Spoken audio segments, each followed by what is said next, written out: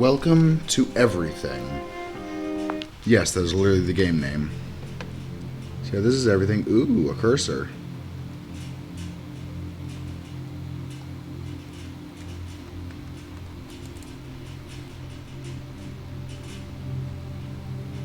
I'm gonna attack the Red Bull. Is there a point to this? I don't know. I'm just trying to capture the lights. How would I want to think? There's a light over there. Where did this come from? Ooh. Am I ego? Is this where ego came from? Is this me? I mean, I assume so. Whoa.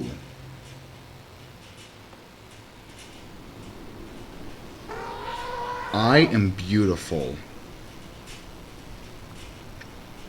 I am woolly mammoth. I am woolly mammoth. Oh.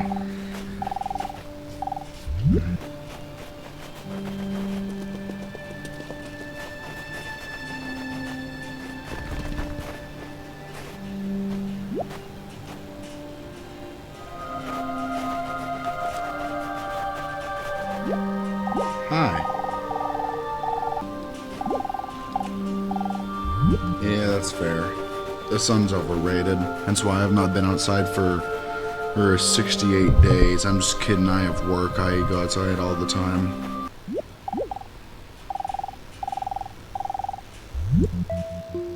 Aha. You are mine. I find it a little difficult to say what the subject matter of this seminar is going to be, because it's too fundamental to give it a title. I'm going to talk about what there is. Now, the first thing, though, that we have to do is to get our perspectives with some background about the basic ideas which influence our everyday common sense, our fundamental notions about what life is about. Ideas of the world which are built into the very nature of the language we use, and of our ideas of logic and of what makes sense altogether. And these basic ideas I call myth, not using the word myth to mean simply something untrue, but to use the word myth in a more powerful sense. A myth is an image in terms of which we try to make sense of the world.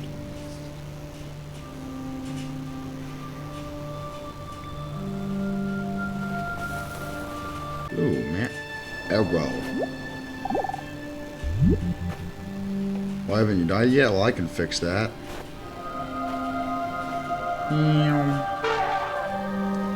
Get my aim right. If I can get my aim right. Oh wow, it's flat out avoiding hitting this dude. What is above that? Incredible.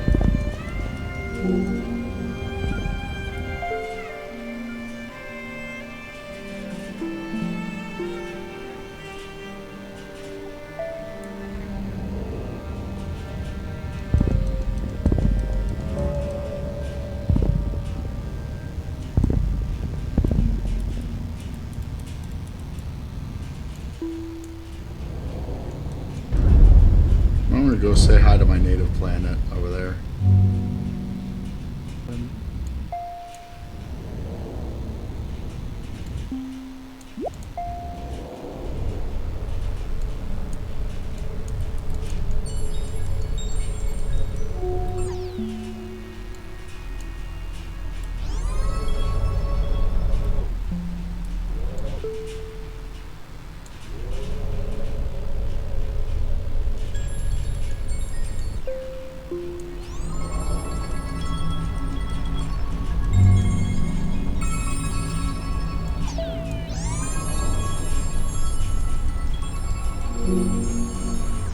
So apparently there's more I can learn at this point.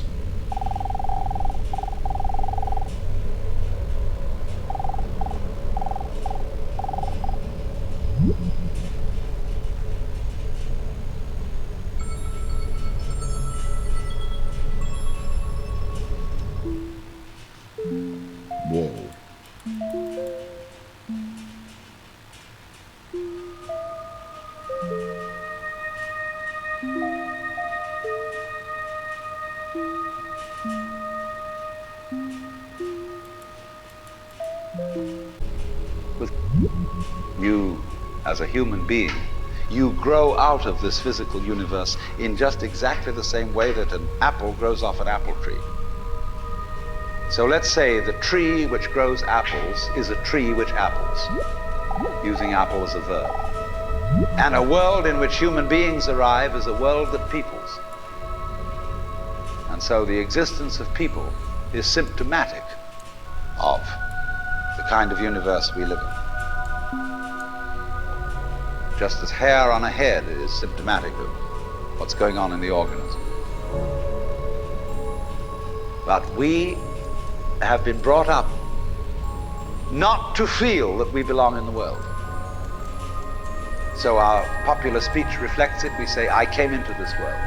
You didn't, you came out of it. We say, face facts. We talk about encounters with reality, as if it was a head-on meeting of completely alien agencies, and the average person has the sensation that he is a somewhat that exists inside a bag of skin, the center of consciousness, which looks out at this thing, and what the hell's it going to do to me? I recognize you. You kind of look like me, and I've seen myself in a mirror, and you look like you might be people. So maybe you're intelligent, maybe you can love too, and perhaps you're all right. Some of you are anyway. You've got the right color of skin, or you have the right religion, or whatever it is, you're okay. But there are all those people over in Asia, Africa, and they may not really be people. When you want to destroy someone, you always define them as unpeople. I agree with that. See, a major thing about life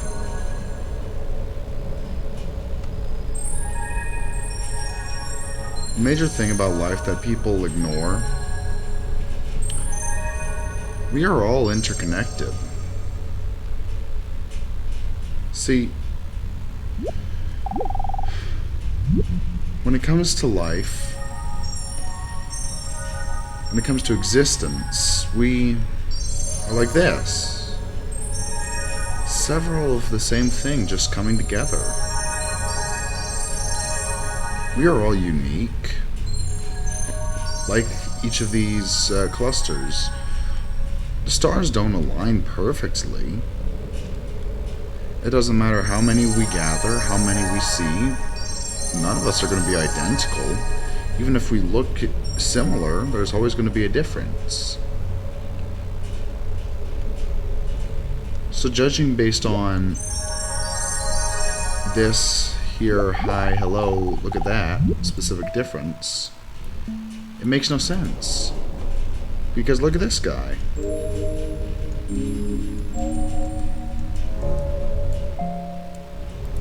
then we're back to the diffused nebula. Because this man has so many of his allies, he seems strong, he seems unity, he seems a community. But does that mean that that is any less of a galaxy that I just left?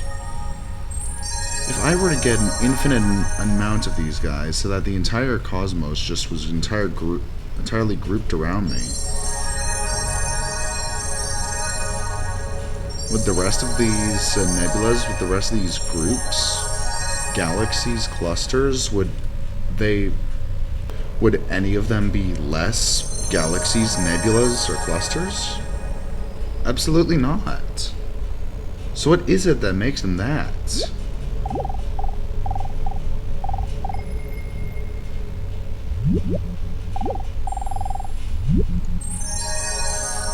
It's quite simple.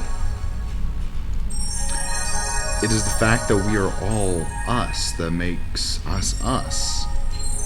The stars that exist within these nebulas there are also stars that exist in these galaxies. For how many stars exist in the nebula, there are stars that exist in lenticular, spiral, and any other type of galaxy. It's incredible. We have this hostility to the external world because of the superstition, the myth, the absolutely unfounded theory that you yourself exist only inside your skin. Now, I want to propose another idea altogether. Billions of years ago, you were a big bang. But now you're a complicated human being. But so we define ourselves as being only that. If you think that you are only inside your skin, you define yourself as one very complicated little curlicue, way out on the edge of that explosion, way out in space and way out in time. And then we cut ourselves off and don't feel that we're still the Big Bang. But you are. Depends how you define yourself. You are actually, if this is the way things started, if there was a Big Bang in the beginning, you're not something that is a result of the Big Bang. You're not something that is a sort of puppet on the end of the process. You are still the process. You are the Big Bang, the original force of the universe, coming on as whoever you are. See, when I meet you, I see not just what you define yourself as, Mr. So-and-so, Miss So-and-so, Mrs. So-and-so. I see every one of you as the primordial energy of the universe coming on at me in this particular way. I know I'm that too. But we've learned to define ourselves as separate from it.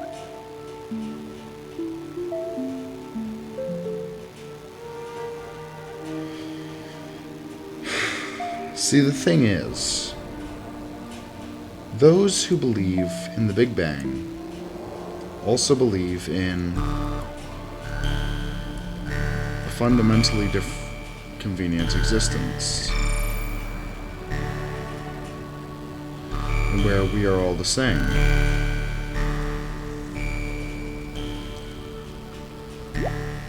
See, we are all beings. We all exist on a high-level platform. See, what we are now, these are abstract shapes.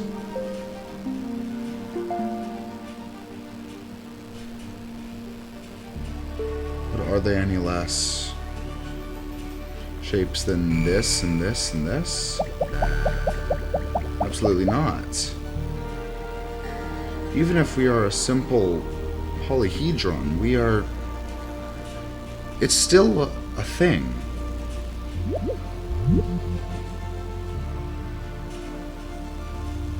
Existence doesn't exist in shapes and colors. It's higher than that.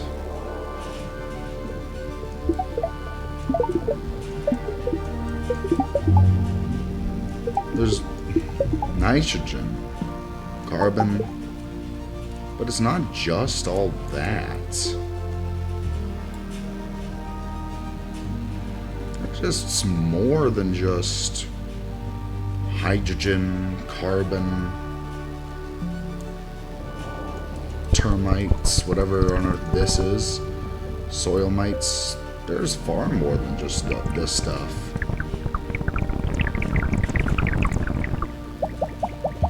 Because what we are is different. See, even if you factor in everything,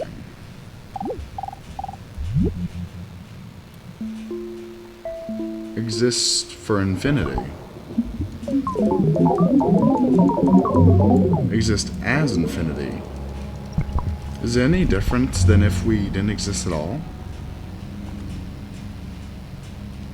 Many would say yes, but my question is, if there's a limit to who we are, if there is a limit to what exactly happens, what is that limit?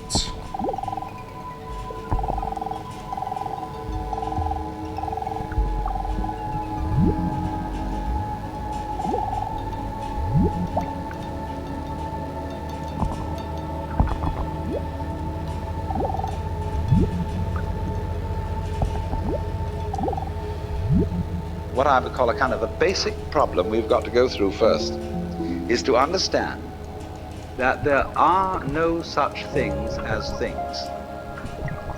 That is to say, separate things. That is only a way of talking. If you can understand this, you're going to have no further problems. I once asked a group of high school children, what do you mean by a thing? And first of all, they gave me all sorts of synonyms. They said it's an object, which is simply another word for a thing. It doesn't tell you anything about what you mean by a thing. Finally, a very smart girl who was in the group said a thing is a noun. She was quite right. A noun isn't a part of nature, it's a part of speech.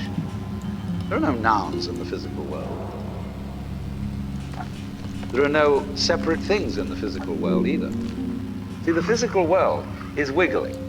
The clouds, mountains, trees, people are all wiggling. And only when human beings get working at things, they build buildings in straight lines and try and make out that the world isn't really wiggly. But here are we sitting in this room all built on straight lines, but each one of us is as wiggly as all get out.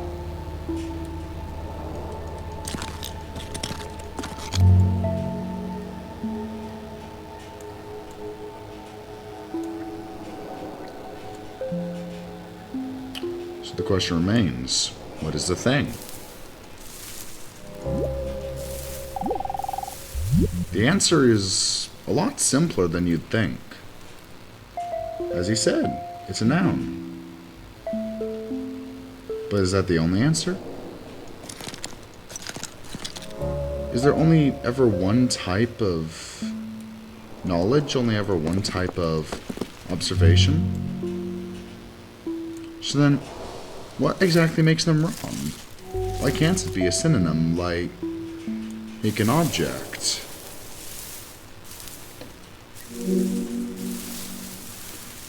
Why is an object any different from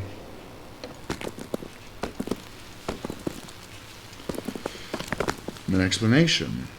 What makes it different? Huh. But what does it? I don't seem to be able to tell. Why is this scorpion different from this plant?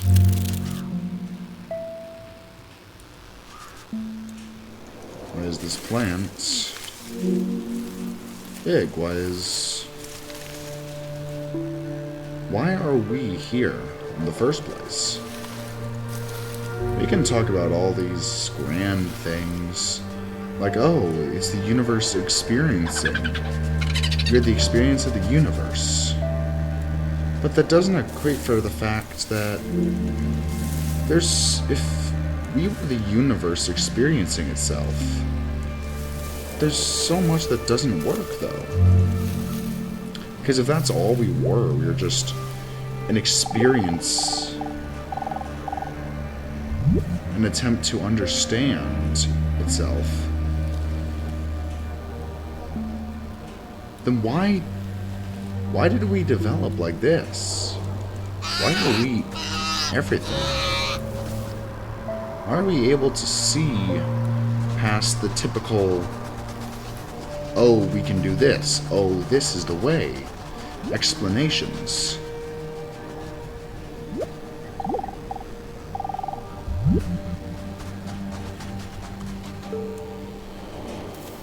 Because if we just listened to what we had to listen to, then what would we be doing? If we are everything, if we are just here for the universe to experience itself, then why are we experiencing it? Now then, when you want to get control of something that wiggles, it's pretty difficult, isn't it? You try and pick up a fish in your hands, and the fish is wiggly and it slips out. What do you do to get hold of the fish? You use a net. And so the net is the basic thing we have for getting hold of the wiggly world. A net is something regular. And I can number the holes in a net So many holes up, so many holes across. And if I can number these holes, I can count exactly where each wiggle is in terms of a hole in that net. But in order to do that, I've got to break up the wiggle into bits. And I've got to call this a specific bit, and this the next bit of the wiggle, and this the next bit, and this the next bit of the wiggle. And so these bits are things which I mark out in order to talk about the wiggle, in order to measure it, and therefore in order to control it. But in nature, in fact, in the physical world, the wiggle isn't bitted. So the world doesn't come thing. You and I are all as much continuous with the physical universe as a wave is continuous with the ocean. The ocean waves, and the universe peoples. And as the wave, I wave at you and say, you. The world is waving at me with you and saying, hi, I'm here. But the way we feel and sense our existence, being based on a myth that we are made, that we are parts, that we are things, our consciousness has been influenced so that each one of us does not feel that. We feel we have been hypnotized, literally hypnotized, by social convention into feeling and sensing that we exist only inside our skins, that we are not the original bang, but just something out on the end of it. And therefore we are scared stiff. Because my wave is going to disappear. And I'm going to die. And that would be awful. But is that really the case? Is that the case that we believe by religion that when we die we are gone?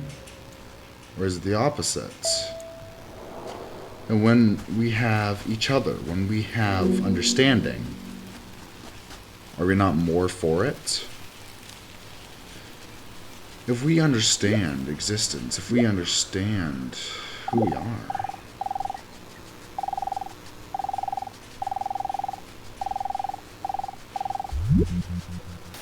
let me ask you this. If life is, like he says, and we are influenced by society to be scared,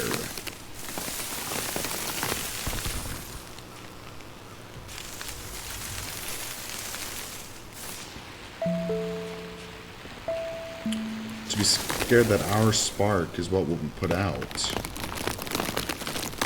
then why do we act so oddly for entities?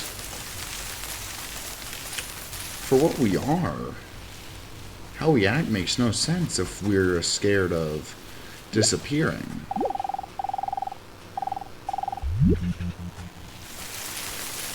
I believe the problem is something entirely different. It's the fact that we focus on that original bang, that we focus on that original spark, that original drive.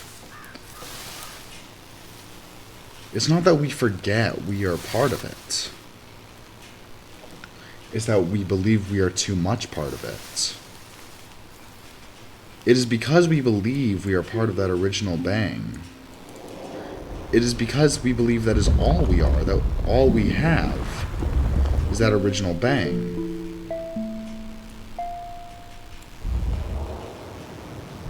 And that if we didn't have it, then we would have nothing.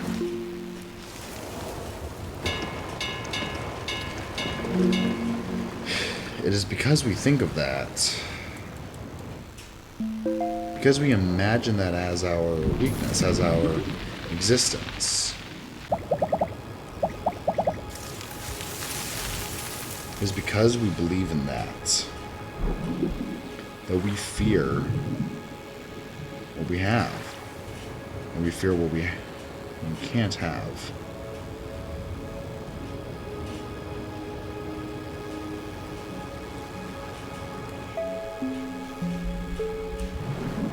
Because if we understood we were not just part of that original bang, then we would understand that we are greater than that original bang, that we are us. You are a fluke. You are a separate event. and you run from the maternity ward to the crematorium, and that's it, baby. Now, why does anybody think that way? There's no reason to, because it isn't even scientific. It's just a myth. And it's invented by people who wanted to feel a certain way. They want to play a certain game. Camus said there is only really one serious philosophical question, which is whether or not to commit suicide. Should you or not commit suicide? This is a good question. Why go on? And you only go on if the game is worth the candle. Now, the universe has been going on for an incredible long time. And so really, a satisfactory theory of the universe has to be one that's worth betting on. That's it seems to me, absolutely elementary common sense. If you make a theory of the universe which isn't worth betting on, why bother? Just commit suicide. But if you want to go on playing the game, you've got to have an optimal theory for playing the game.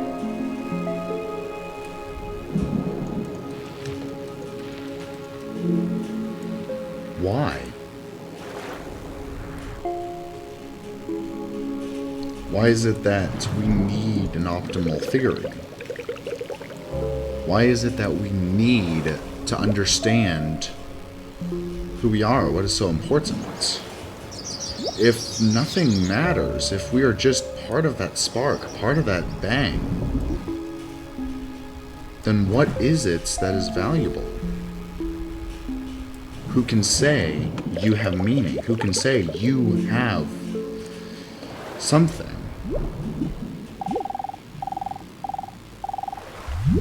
Because if we are just a spark, then are we anything?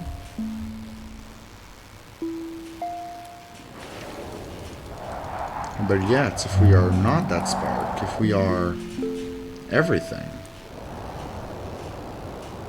if we are nothing, what then? But then you have to ask, what exactly does it mean to be a spark? Does it mean we have to focus on understanding, focus on promises of knowledge we may never get?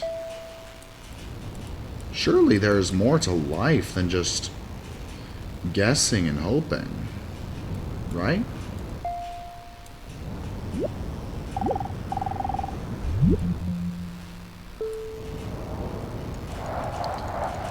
But if all we are is hoping and wanting to be something more than we understand, then what are we in the first place? Is there anything even worth to know?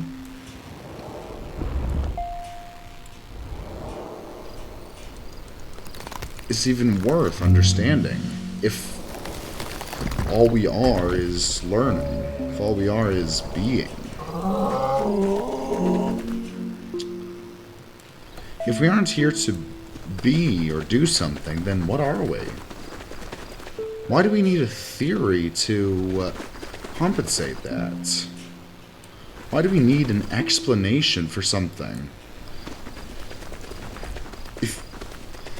If you believe that if you believe that it's an explanation that will help you, that it's complete understanding, a theory, a guess, if you believe that's what will help you, then are you even living? Because if you believe solely that what you need is to learn,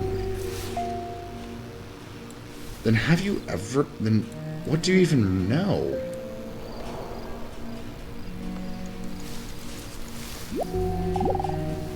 Have you even realized what exists if all you focus on is what can it be? If there is any such thing at all as intelligence and love and beauty, well, you found it in other people. In other words, it exists in us as human beings. And as I said, if it is there in us, it is symptomatic of the scheme of things. We are as symptomatic of the scheme of things as the apples are symptomatic of the apple tree or the rose of the rose bush.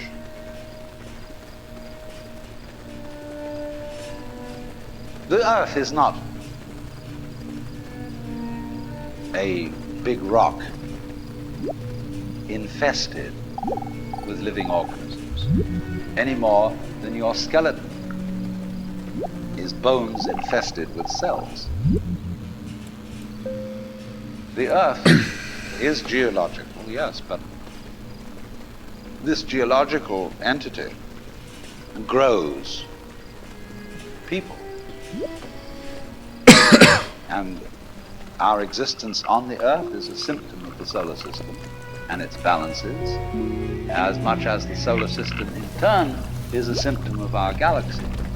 And our galaxy in its turn is a symptom of the whole company of galaxies. Goodness only knows what that's in.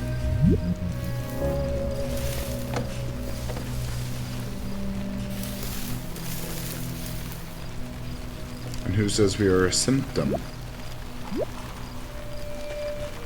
I propose instead that we are a goal. Because if we are a symptom, then what exactly are we? Are we just a symptom? Are we just a means to an end? And if that's the case, then what exactly makes that?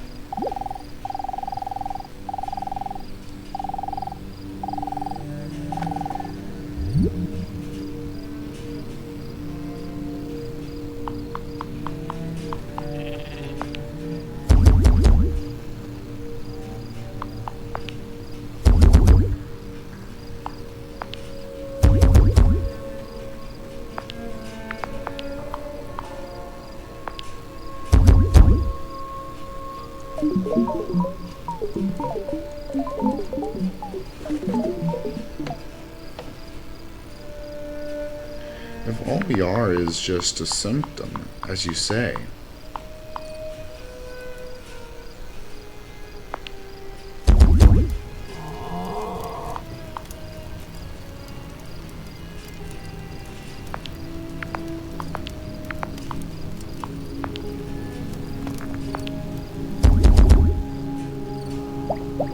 I'll let my fellow planets wander.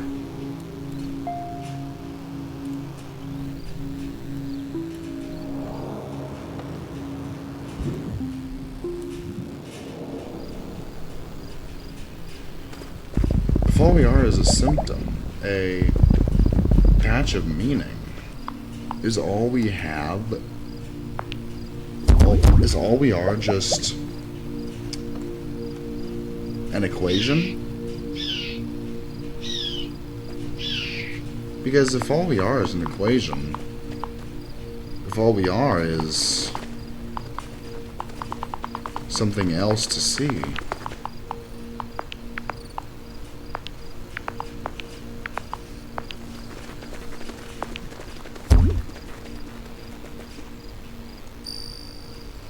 then why are we even here in the first place? Why are we allowed to think?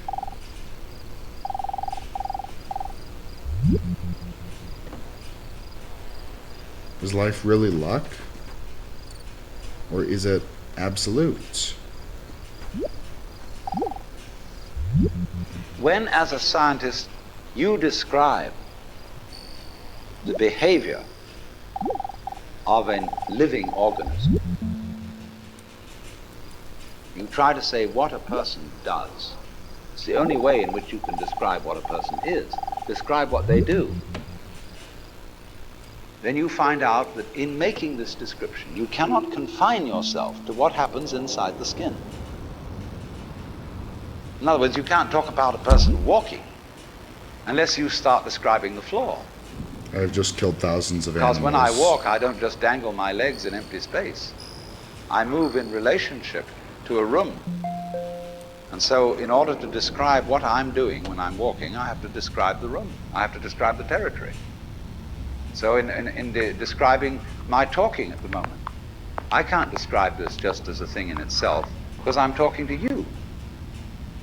And so what I'm doing at the moment is not completely described unless your being here is described also.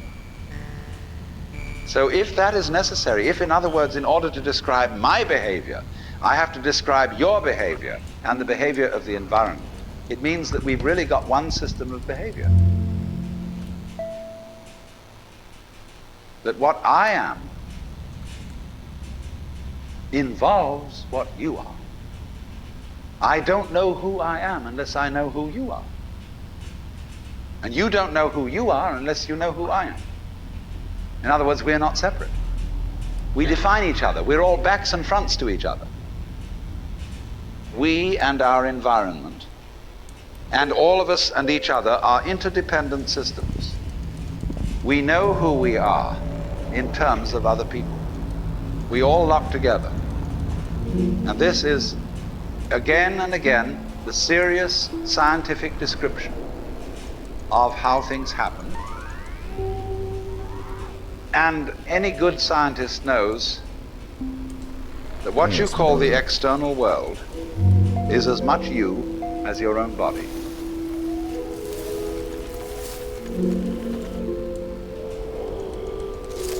Yes.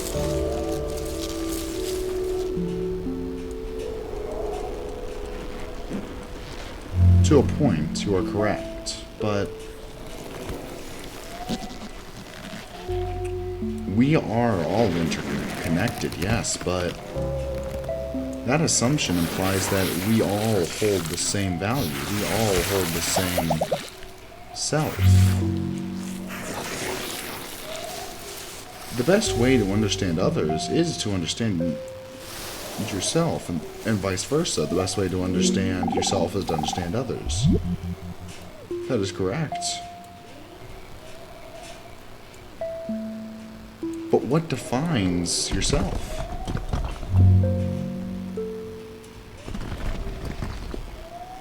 What defines you?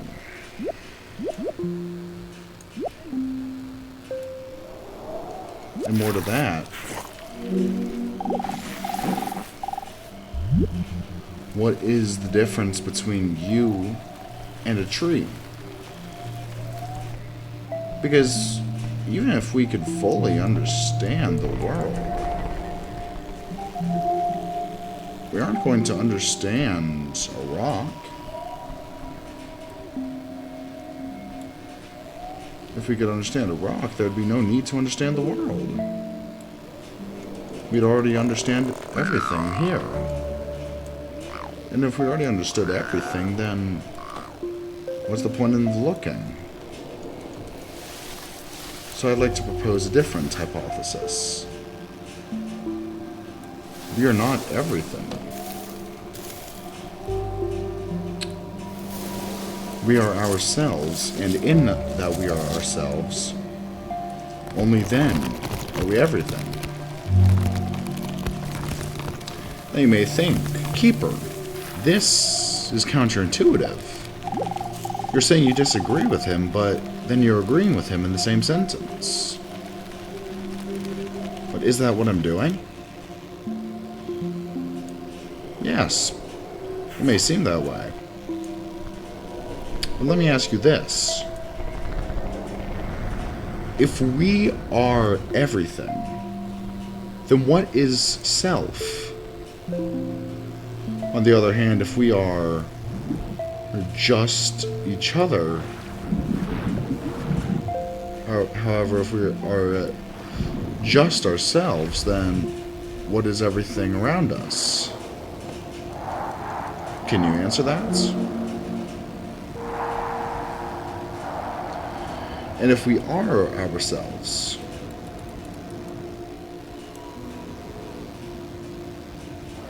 then why are we everything? But if we are everything else, then who is ourself? So my question is... Well, I'm sorry. My hypothesis is... we are ourselves, but everything is interconnected. I am no more... Let's say a man is Adam and his friend is Steve. He is no more... He is Adam. He is not Steve. But they are still friends. Therefore, they are interconnected.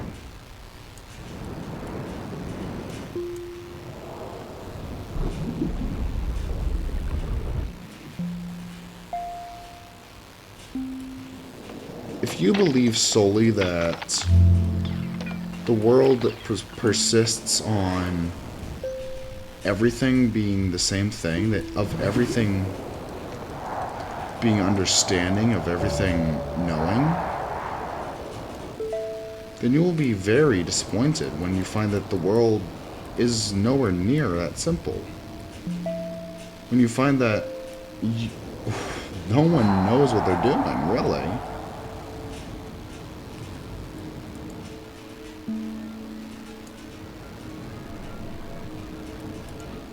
Because for all the talk of understanding, for all the talk of being,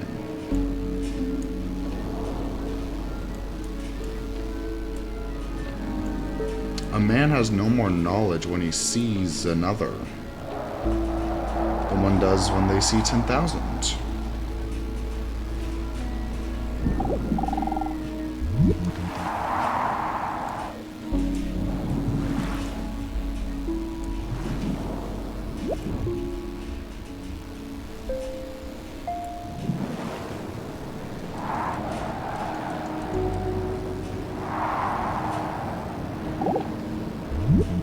Your skin doesn't separate you from the world, it's a bridge through which the external world flows into you, and you flow into it. Just, for example, as a whirlpool in water, you could say because you have a skin, you have a definite shape, you have a definite form. The whirlpool is a definite form, but no water stays put in it. The whirlpool is something the stream is doing. And exactly the same way, the whole universe is doing each one of us. And I see you today, and I recognize you tomorrow, just as I would recognize a whirlpool in a stream. I'd say, oh yes, I've seen that whirlpool before. It's just near so-and-so's house on the edge of the river. It's always there. So in the same way, when I meet you tomorrow, I recognize you. You're the same whirlpool you were yesterday. But you're moving. The whole world is moving through you. All the cosmic rays, all the food you're eating, the stream of steaks and milk and eggs and everything is just flowing right through you. When you're wiggling the same way, the world is wiggling, the stream is wiggling you. But the problem is, you see, we haven't been taught to feel that way. The myths underlying our culture and underlying our common sense have not taught us to feel identical with the universe, but only parts of it, only in it, only confronting it, aliens. And we are, I think, quite urgently in need of coming to feel that we are the eternal universe, each one of us. Otherwise, we're going to go out of our heads. We're going to commit suicide, collectively, courtesy of H-bombs. And, all right, supposing we do, well, that will be that, and it'll be life making experiments on other galaxies. Maybe they'll find a better game.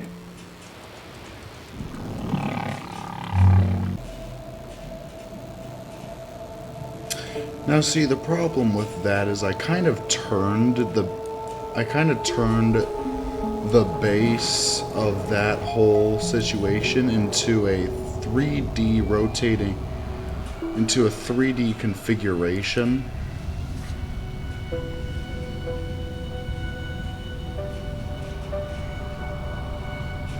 How to get back to the Golden Gate in the game, everything.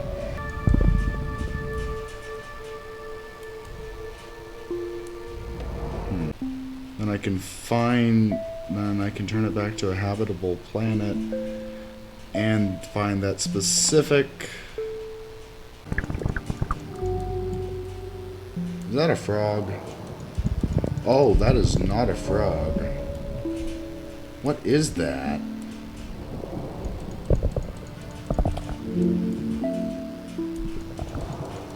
seriously, what is this monstrosity? Daphnia pulex. I wonder if it's ever struck you how curious a thing it is that most of the things that we experience, we regard as things that happen to us, which we ourselves do not originate, which are events expressing some sort of power or activity that is external to ourselves.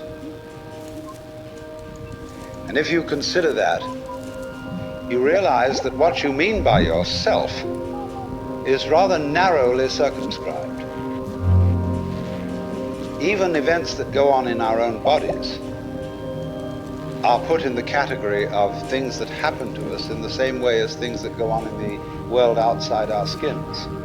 If there's a thunderstorm or an earthquake, well, it happens to you. You're not responsible for it. But so in the same way, when you have hiccups, you didn't plan on it. If you have belly rumbles, you had no intention of doing it. And as to the catastrophic act of getting born, well, you had nothing to do with that. And you can spend all your life blaming your parents for putting you in the situation in which you find yourself. And this way of looking at the world in this sort of passive mood as something that happens to you goes right down to our general feeling about life. It goes down to the way in which we have been accustomed to look at human existence as a precarious event Rebelling in the against cosmos the humans. that on the whole is depicted as being completely unsympathetic and alien to our existence.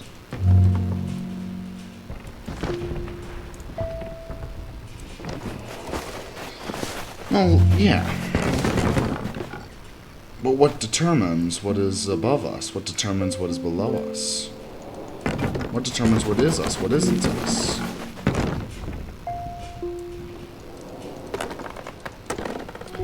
The problem is, if we are all, if it is all us,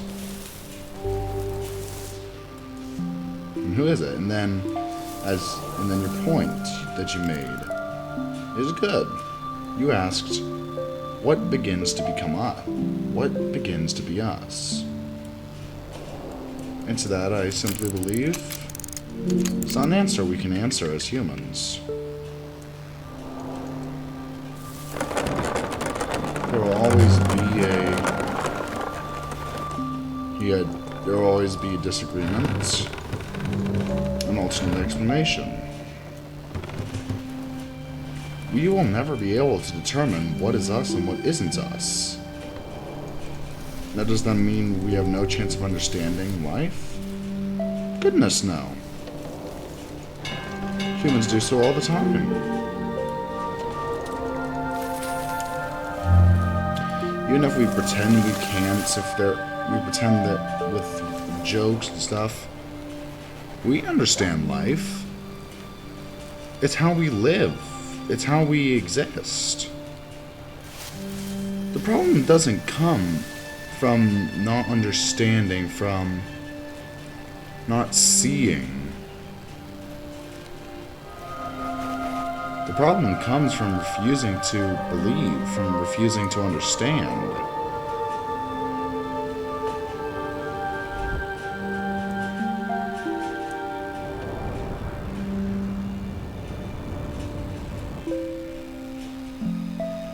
And by refusing to see, refusing to understand, we refuse to believe that we can mess up. Oh, that's cool. It's the exact same continent.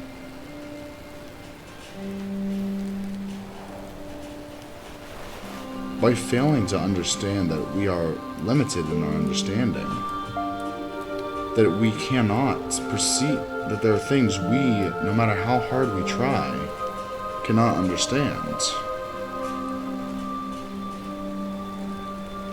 then we will never make it. We'll never learn to truly appreciate what exists before us. if you're reared with a 20th century, or shall we say an early 20th century common sense, which is based on the philosophy of science of the 19th century. You regard yourself as an accident, a biological accident, in a stupid universe, which is mechanical, but has no feelings.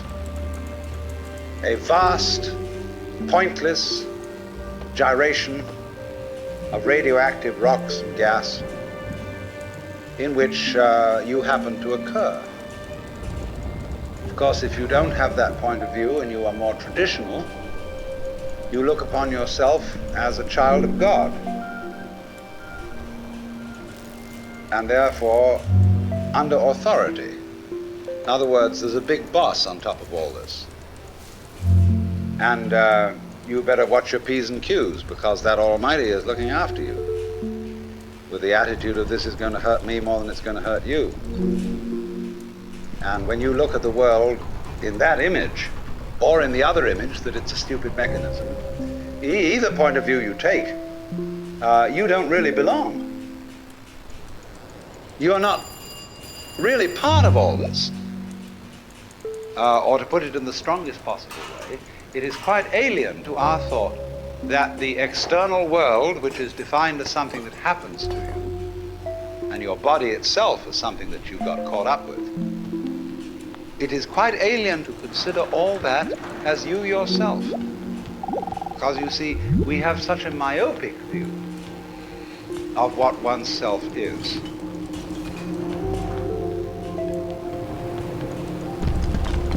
Is that true, though?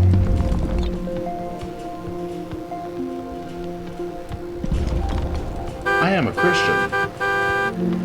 Therefore, I believe full-heartedly I am a child of God. Yet, do I believe any less than this man that I am part of everything? No. In fact, because I believe I am a child of God, I believe the exact opposites. We are not just beings to surpass creation, to surpass nature. We are nature itself. We are what we are. We are everything. Everything is us. And yet we are ourselves. And that is the greatest distinction to make. Because if we are just everything, then that is it. We are everything. Nothing makes sense anymore. Because what makes sense if we are everything? But I propose to you,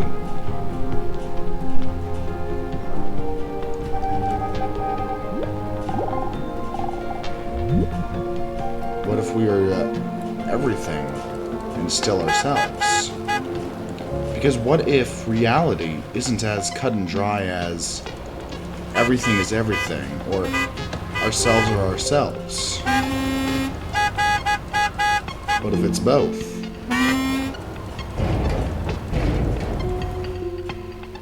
We are interconnected in a way that doesn't make sense for anything, really.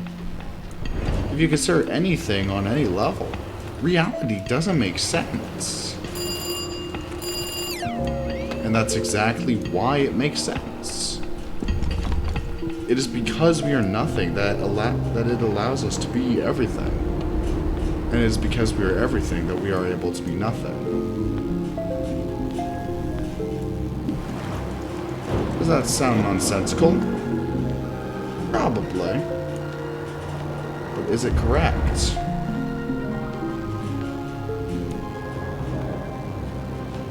A better question. Are you able to prove me wrong?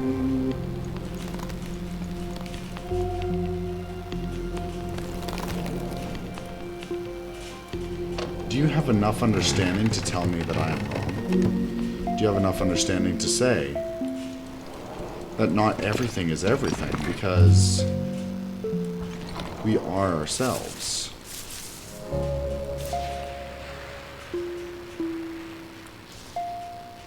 The simple answer is no. No one has that level of understanding. Because it's false. We are everything. And we are ourselves.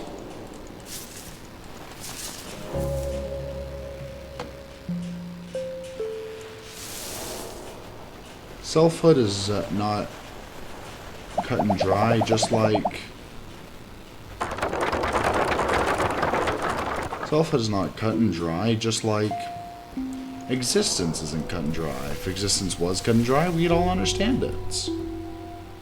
And yet, it's as foreign to us as it was on the day we were born. Now, we come here to an extremely important principle, which is the different points of view you get when you change your level of magnification. That is to say, you can look at something with a microscope and see it a certain way. You can look at it with the naked eye and see it in a certain way. You look at it with a telescope and you see it in another way.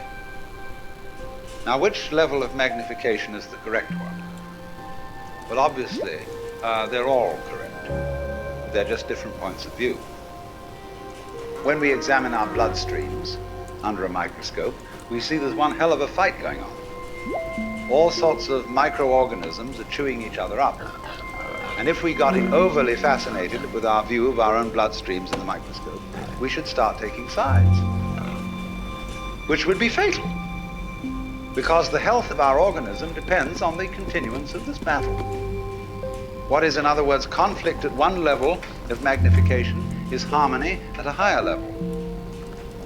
Now, could it possibly be, therefore, that we, with all our problems, conflicts, neuroses, sicknesses, political outrages, wars, tortures, and everything that goes on in human life, are a state of conflict, which can be seen in a larger perspective as a situation of harmony?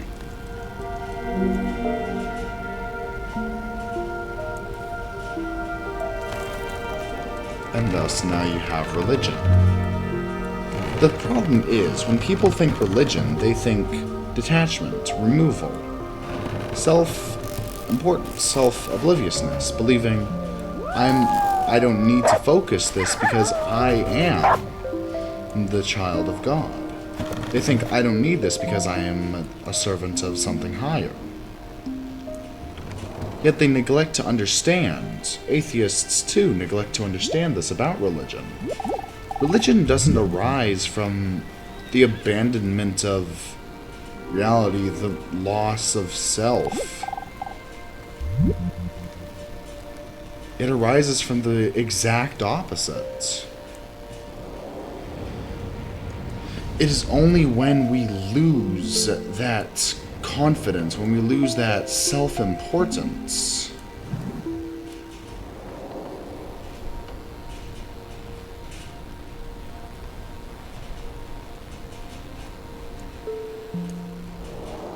it is only then that we become ourselves. So then I ask you, at what point are we us?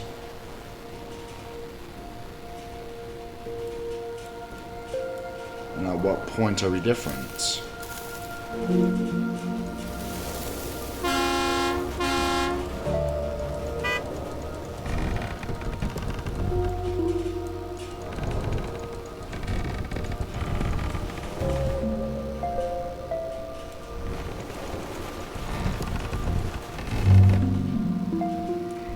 What causes us to be unique?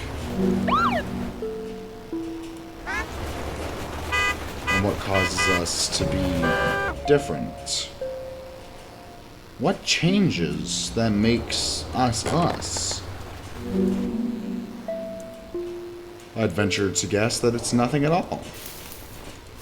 That you are the same now as you were yesterday. But you are different from yourself yesterday. You know this, I know this. So why would I say that? Why would I say we are the same now as we were yesterday? Simple. It's not that you yesterday was better, you today is worse, you yesterday was better or worse.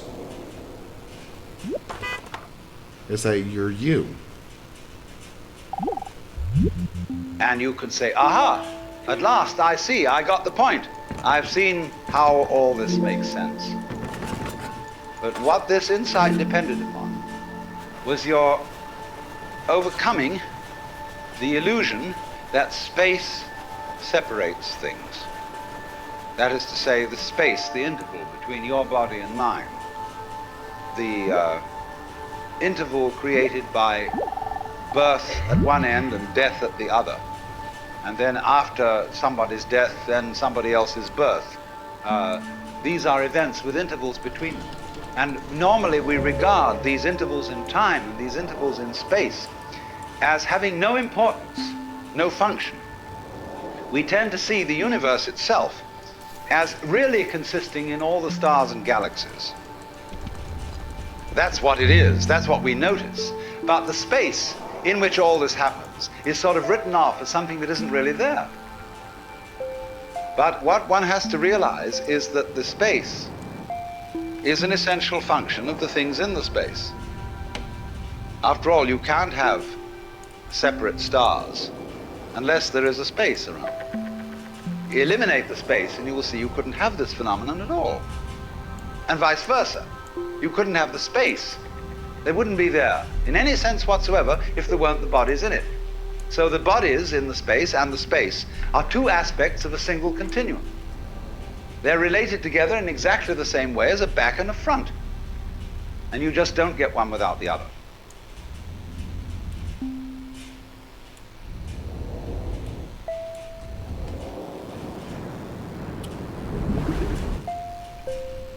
So what is space, then? What is time? Is there any difference between who we are and who we were?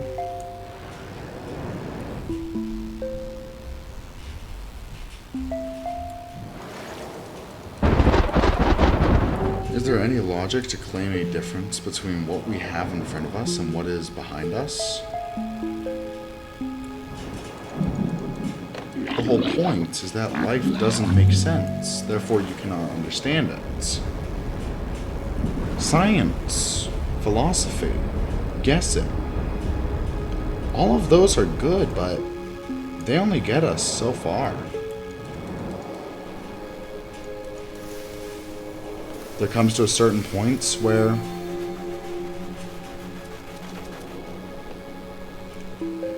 we find ourselves back to the start, back to that Big Bang.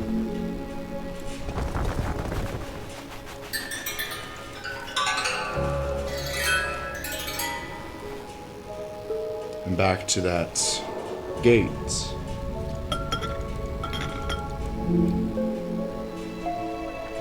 In which we began in the first place. In which we are everything. And yet we are nothing.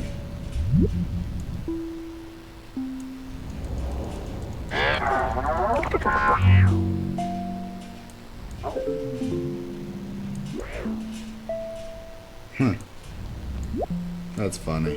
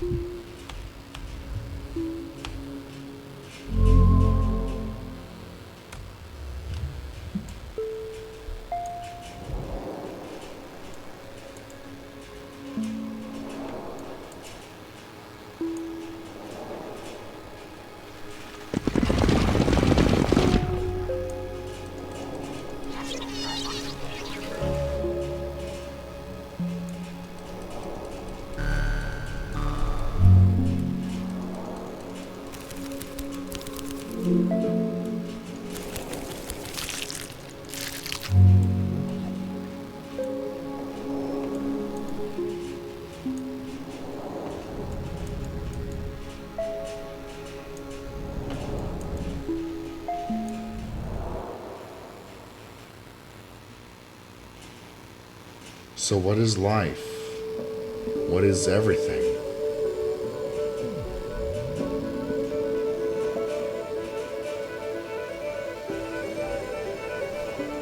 If not an exploration for us to observe, if not a journey for us to follow,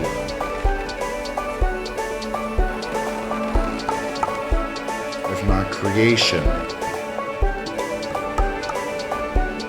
that the Lord has let us find, that the Lord has crafted for us to find. It is not that believing in something greater than ourselves means that we believe we are greater. No, it is to believe we are lesser, to believe we are equal, to believe we are everything.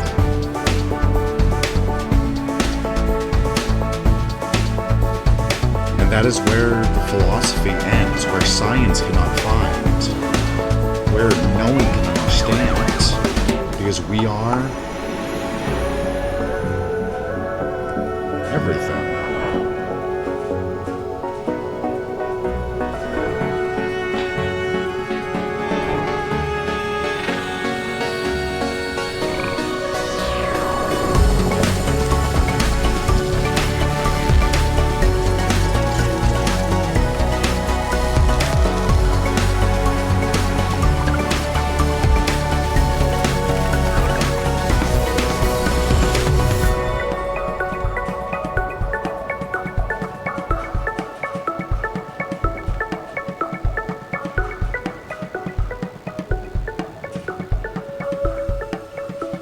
And thus we return to our beginnings.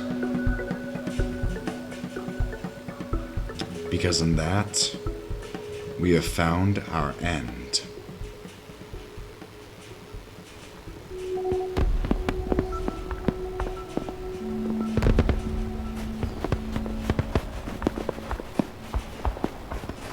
I'm sorry, what do you mean tutorial? What do you mean tutorial complete? What does that mean? That was the tutorial?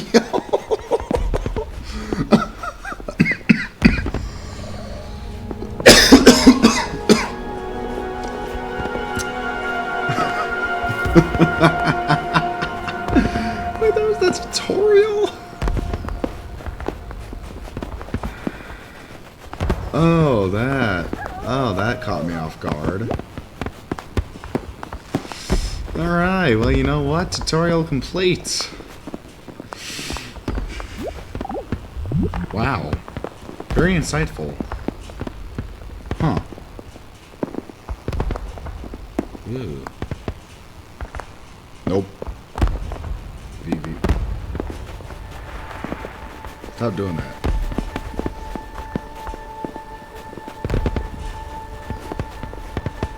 Okay, so what if I gain flaw?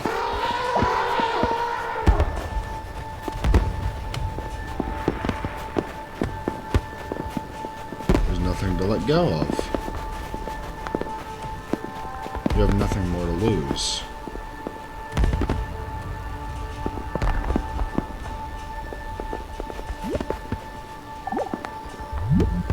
So the moment you see that intervals, that space is connective, you can understand at once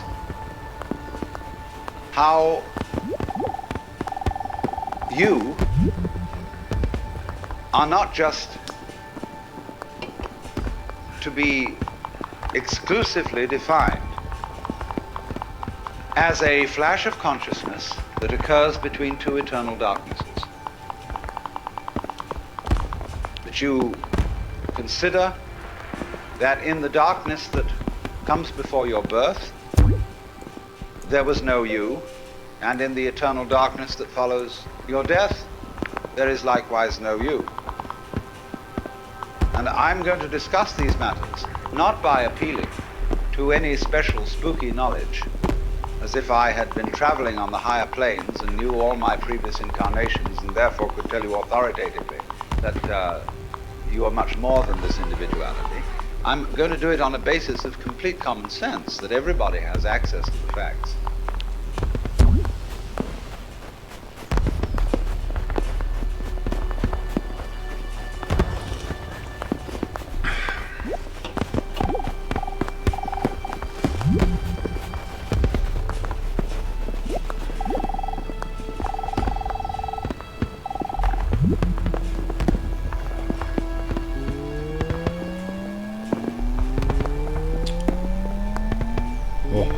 I'm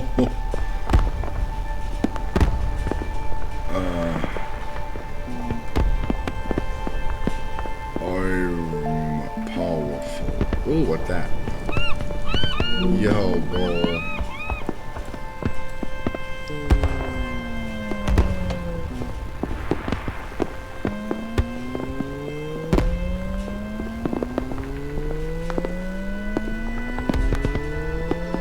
I love the fact that the area is very obviously looped very minorly.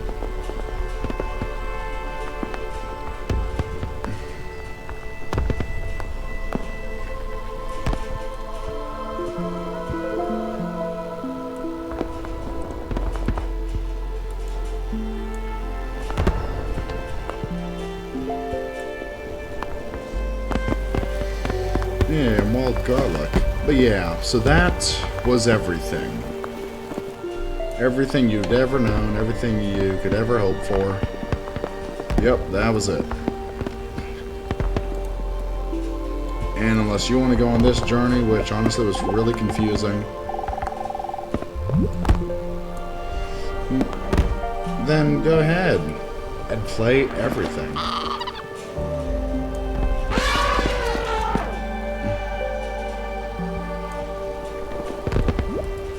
Because who decides what fate is? Who decides what we are? It's simple. You decide. But then who decides what we decide? Well, now that's the brilliance of God's creation. He made it so we decide what we decide.